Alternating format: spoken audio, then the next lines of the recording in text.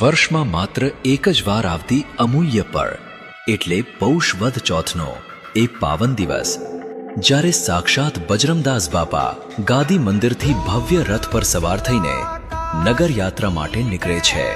ચારે બાજુ બાપા સીતારામના નાદ, ભજન, કીર્તન અને ફૂલોની વર્ષા, ભક્તોનો ઉત્સાહ અને શ્રદ્ધા જાણે આભને આંબતા હોય।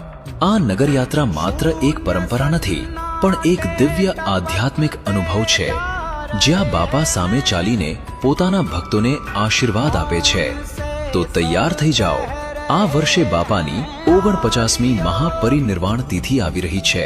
તારીખ 6 જાન્યુઆરી 2026 મંગળવારના રોજ બગદાણા ધામ તરફથી સૌ ભાવિક ભક્તોને બાપા સીતારામ